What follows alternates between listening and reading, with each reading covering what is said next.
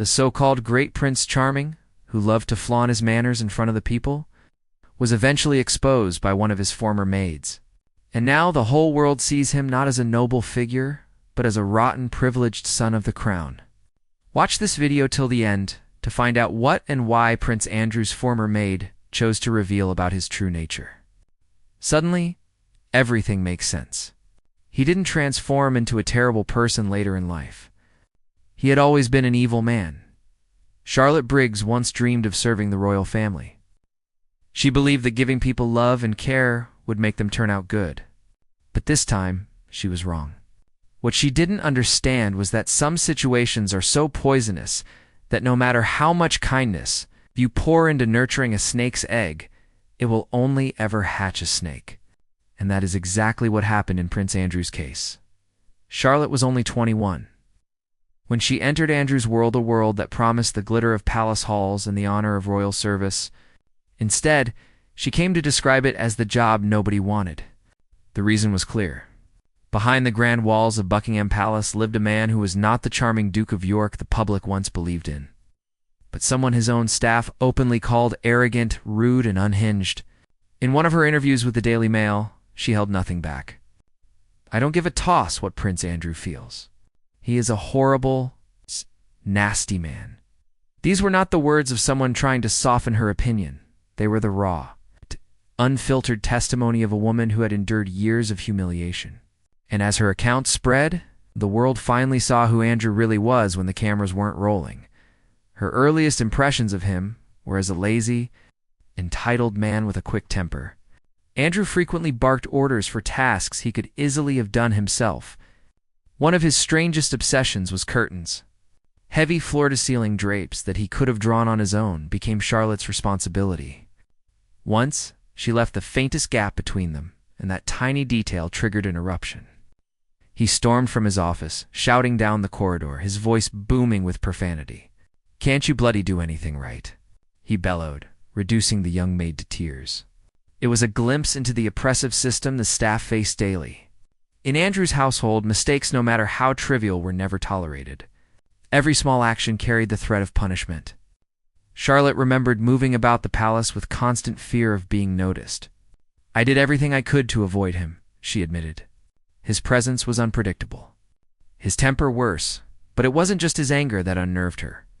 It was his bizarre, humiliating demands, so obsessive they bordered on absurd. The most notorious centered around his stuffed animals. To the public, it might have looked like a quirky, harmless indulgence, a grown man clinging to his childhood. But to the staff, it was a nightmare. The Duke of York owned 72 teddy bears, along with a stuffed hippo and a black panther, all of which had to be arranged with military precision. No one dared touch them without instructions. Laminated sheets outlined exactly where each toy should go, which one stood in the back, which belonged in front, and where his two favorite bears always had to sit, flanking his bed like guards. Charlotte recalled spending an entire day being trained on this bizarre ritual alone. A single mistake could spark one of Andrew's infamous tantrums. His bedroom was a shrine to his fragility. The pillows, embroidered with the royal crest, had to be perfectly centered after the mattress was turned. His pajamas had to be laid out in flawless symmetry, and the stuffed animals once displayed were to be removed before he slept, only to be returned again at dawn. Staff, Charlotte included, often wondered what kind of man required such treatment and what it revealed about him.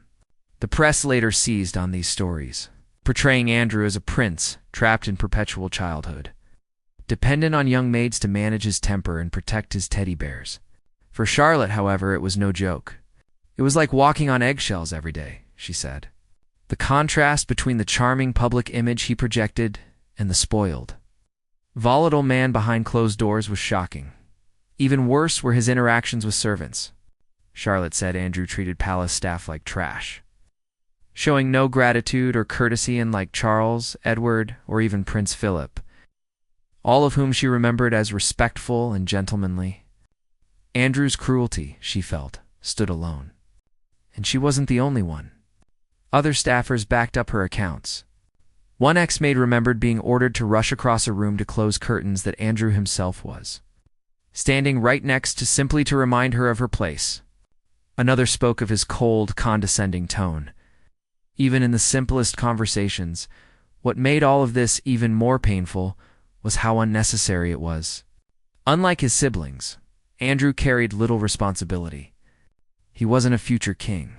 His duties were ceremonial at best, indulgent at worst, and yet he demanded worship from those beneath him. What Charlotte Briggs revealed wasn't merely the story of a man with a temper or childish quirks. It was evidence of a disturbing, consistent pattern. He was a man who took pleasure in humiliating others, someone who treated service not as assistance but as submission. He fostered an atmosphere so toxic that life inside the palace became unbearable. Yet this was not truly the beginning. In fact, Noet went back much further. There was something about Andrew that even Charlotte recognized, and it all started when he was very young. From the very start, his character stood apart from his siblings, though not in a flattering way. Charles was quiet and bookish. Anne was stubborn but capable. But Andrew embodied something far darker. Even as a toddler, palace staff and royal watchers noticed a streak of cruelty in his play. He didn't simply crave attention. He demanded it, often by tormenting those who couldn't fight back. One of his earliest amusements was mocking the Queen's guards. While most children might have been intimidated by their rigid, unflinching presence, Andrew strutted before them, pulling faces in an effort to break their composure. When they failed to react, he only escalated, growing angry and desperate to force them to acknowledge him. This was not innocent mischief. It was a child who already believed no rules applied to him, not even the silent discipline of the men sworn to protect his family. His cruelty wasn't reserved for people alone. Animals, too, suffered from his spoiled temper. Accounts describe him kicking at the family dogs, laughing as they yelped, or striking horses on the legs with sticks for his own amusement. The behavior horrified the royal grooms so much that they decided to teach him a lesson. One day they grabbed the young prince and shoved him headfirst into a pile of horse shit, covering him with fresh dung, burying him in the same filth he delighted in inflicting on others. It was grotesque, but the grooms clearly felt it was deserved, and this was not the only time staff stepped outside royal protocol to discipline him. On another occasion, after enduring relentless taunting, palace footmen retaliated by punching Andrew hard enough to leave him with a black eye. Expecting immediate dismissal, the footman offered his resignation. But to his surprise, the Queen refused it. Even she seemed to acknowledge that Andrew's cruelty had gone so far that discipline was justified. Even when it came from one of her own servants, Andrew's nastiness extended to his younger brother Edward. Every interaction became a contest. He bullied him, openly snatching away cakes, shoving him, leaving him bruised. This was not brotherly horseplay, but domination. To witnesses, it revealed a boy intoxicated with the thrill of superiority, always needing to prove he was in control. At school, his reputation followed him like a foul odor. At prep and later at Gordonstown, classmates nicknamed him Baby Grumpling for his tantrums and mocked his mean-spirited laughter at others' expense. He was no charming royal heir. He was the spoiled brat, smug, perpetually mocking. As he grew older, his mentality didn't mature. It hardened. Stories spread of him yanking at the zippers on female staff members' dresses during palace events, or shoving their faces into food while jeering. Smell the PT, it was the behavior of a bully, not a prince. On camping trips, he tore down other boys' shelters and tossed their fly sheets into rivers, leaving companions soaked and miserable. To Andrew, these were harmless pranks. To others, they were calculated humiliations. Those who worked under him summed it up best. He did not speak with the expected politeness of a royal child. Instead, he barked orders laced with profanity, throwing objects to the floor and demanding, "Pick that up," for servants used to discipline, restraint, and dignity. His language was shocking. They saw not mischief, but a tyrant in miniature. By the time he wore his first uniform, his reputation was firmly established. He was not the heir like Charles, nor the hard-edged but capable Anne. He was the one staff dreaded, the intolerable child.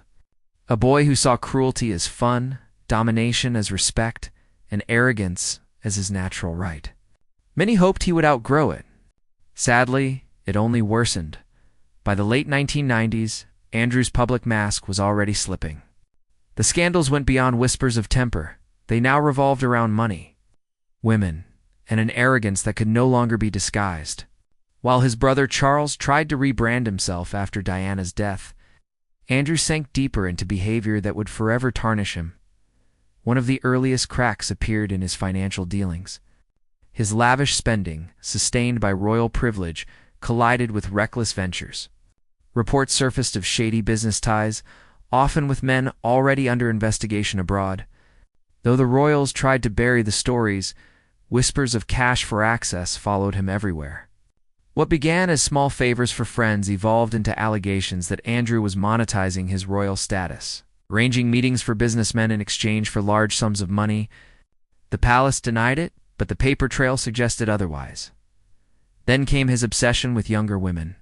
After his divorce from Sarah Ferguson, Andrew seemed unable to shed the image of a middle-aged man chasing women half his age. He flaunted relationships with models and socialites, many barely out of their teens, and there were thousands of them. His driver once revealed that, on some days, nearly 10 women could be seen entering and leaving Andrew's residence in Bangkok. What might have seemed like gossip quickly turned into a humiliation for the royal family. And more disturbingly, a glimpse into a troubling pattern. The press seized on it, branding him Randy Andy, a tabloid nickname that clung to him for decades and reduced the Queen's son to a national joke. Even inside the palace, whispers spread about his inability to distance himself from questionable company. The rumors only grew louder when his association with Jeffrey Epstein became public. Long before Epstein's arrest, Andrew was seen at his lavish New York mansions, his Caribbean retreat, and aboard his private jet. When photographs surfaced, showing him walking alongside Epstein shortly after his first prison sentence, questions swirled that Andrew has never managed to silence. What unsettled many was not simply the connection, it was Andrew's audacity. Where others cut ties, he declared Epstein a loyal friend and insisted he had no regrets. That defiance would prove disastrous. Yet Epstein was not the only shadow over Andrew's life. Behind the gilded walls, staff quietly compiled stories of mistreatment. Maids recalled being treated less like employees of a modern household and more like subjects of a medieval court. One was once ordered to climb 7 flights of stairs just to close curtains that hung only inches from Andrew's hand. The bullying, she said, was constant, belittling, and designed to break spirits. Another described him exploding in rage over his prized teddy bears, declaring that no one was to touch them except himself. His reputation among the Queen's staff grew so toxic that some privately called him the Prince of Darkness. Andrew's contempt extended to gardeners, who were scolded for misplaced leaves, and 2 drivers, who endured his tirades if a car arrived even 5 minutes late. A former equerry confessed that serving him was like being used as a human punching bag. For years, these accounts stayed hidden, but one by one, they trickled into the press. Each story darker than the last. Abroad, the public saw the same arrogance. Appointed as Britain's trade envoy, Andrew was expected to project dignity and diplomacy. Instead, reports described him as dismissive toward waiters, demanding to the point of cruelty with hotel staff, and insistent on living like a dictator rather than a diplomat. On one occasion, in the Middle East, he reportedly reduced a hotel worker to tears after screaming about the temperature of his suite. Diplomats traveling with him admitted that calming the chaos he caused was part of their job. At home, his personal life offered no reprieve. After Sarah Ferguson's scandals, including being caught accepting money in exchange for access to Andrew, the 2 remained in a peculiar arrangement. Still living together, separated but not divorced, they clung to royal privileges while ignoring the damage they inflicted on the monarchy's reputation. Critics accused them of hiding behind their titles while behaving in ways that would have destroyed the standing of ordinary people. By the early 2000s, Andrew's decline was unmistakable. Unlike Charles, he was not respected. Unlike Anne, he was not admired. Unlike Edward, he was not even tolerated. He was ridiculed. The press reinvented his nickname, mocking him as Air Miles Andy, after revelations that he had squandered taxpayer money on helicopters and private jets for trivial trips. The image was devastating, a man obsessed with luxury, blind to how out of touch he appeared in a country grappling with inequality. Year after year, more insiders spoke out. They painted the picture of a man fixated on status, desperate to mingle with celebrities and utterly devoid of self-awareness. Even within family circles, he was isolated by his own arrogance. Princess Diana once allegedly remarked that Andrew was the least intelligent of the Queen's sons, but also the most entitled. For once, few disagreed. The warning signs had always been their arrogance. Temper, reckless spending, toxic friendships, but no one stepped in to stop him. Sheltered by his mother's unwavering affection, Andrew drifted further from accountability until Epstein's downfall dragged him into the open. What the world saw then was not a pampered prince, but something far darker. The scandal that followed would shatter not only his reputation but also his place within the royal family. The breaking point came in 2010. Epstein had just been released from prison for soliciting a minor. Most men of power distanced themselves instantly. Andrew did the opposite. He was photographed strolling through Central Park with Epstein, laughing as though the scandal didn't exist. That single image detonated like a bomb. For the first time, the Queen's son was captured side by side with a convicted sex offender. Then, in 2015, came Virginia. Her allegations shook the monarchy, she accused Epstein of trafficking her as a teenager and claimed Andrew was among the men she was forced to sleep with. She said she met him on 3 occasions, each arranged by Epstein's partner, Ghislaine Maxwell. The most damning evidence was a photograph, Andrew with his arm draped around a 17-year-old girl. With Ghislaine smiling in the background, Andrew's first response was denial. He insisted he had never met her, and even suggested the photograph was fake. But when experts examined it, they found no evidence of tampering. His denial only made him appear more desperate. Inside the palace, panic set in. For years, officials tried to shield him, issuing vague statements and leaning on the Queen's authority to silence critics. Yet the evidence kept piling up. Flight logs revealed Andrew had traveled with Epstein. Witnesses recalled seeing them together in London, New York, and the Caribbean. Each new revelation cut deeper into the royal FAQ aid. By P, the pressure was unbearable. Andrew agreed to sit down for a BBC interview, hoping to clear his name.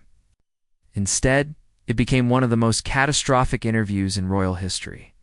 From the start, his excuses were so outlandish, they turned him into an international joke. He claimed that on the night Joffrey said she met him at a London nightclub, he was actually at a Pizza Express in Woking with his daughter. He repeated this detail as if it were an ironclad alibi, unaware of how absurd it sounded.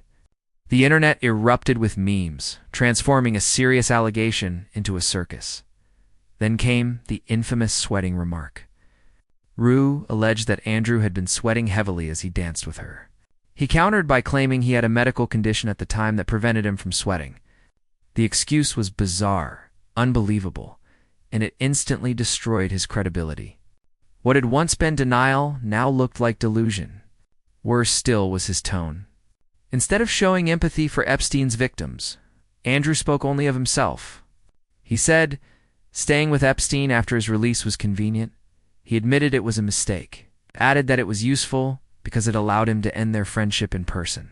To millions watching, it sounded as if he was rationalizing his closeness to a predator. The backlash was immediate. The interview was widely branded a disaster, a train wreck, a car crash. Not even the Queen could protect him. Within days, Andrew announced he would step back from royal duties. It was an exile, something unprecedented in modern history. A senior royal was effectively banished over scandal. The fallout didn't stop there. Charities severed ties. Universities stripped his honorary positions. Military groups expelled him from their ranks. Andrew went from being the Queen's favored son to a figure toxic to every institution connected to the monarchy. Still, in 2021, she filed a civil lawsuit in the United States accusing Andrew of sexual assault. His lawyers fought to have the case thrown out, arguing that she had no claim, that technicalities protected him, and that the accusations were false. None of it worked. A judge ruled the case could proceed to trial. For Andrew, that left two choices: face Jafar in open court or settle privately. In early 2022, he settled. He paid Jupri a reported £12 million. The palace insisted it was not an admission of guilt, but the public saw it differently. Too many, it looked like he had bought his way out of accountability. Rumors swirled about the source of the money, with some suspecting the Queen herself had quietly funded the deal to shield the monarchy. By the time of Prince Philip's funeral, Andrew appeared isolated, walking alone behind his siblings. At the Queen's Platinum Jubilee, he was barred from the balcony.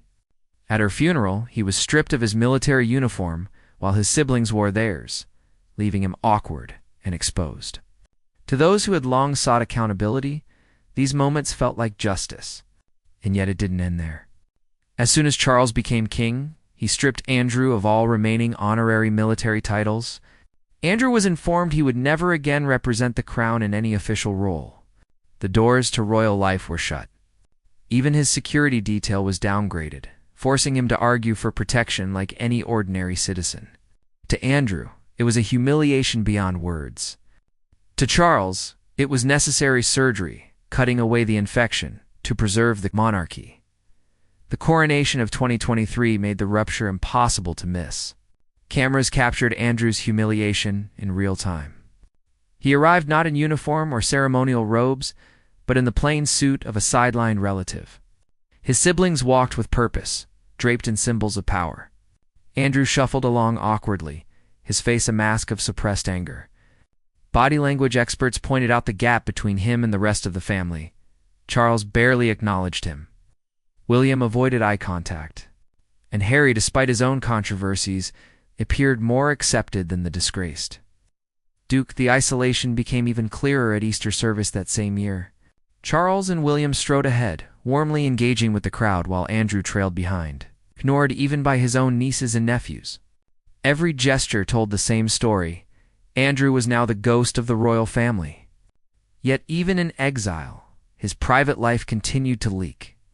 Former staff began speaking out, and their stories only deepened public disgust. One claimed he left piles of laundry scattered across his rooms, expecting maids to clean up without question. Another described how he demanded baths prepared at precise temperatures, shouting if the water wasn't perfect. A valet remembered being ordered to press Andrew's shoelaces flat with an iron. The details seemed absurd, but together they revealed a man consumed by entitlement, detached from ordinary human behavior.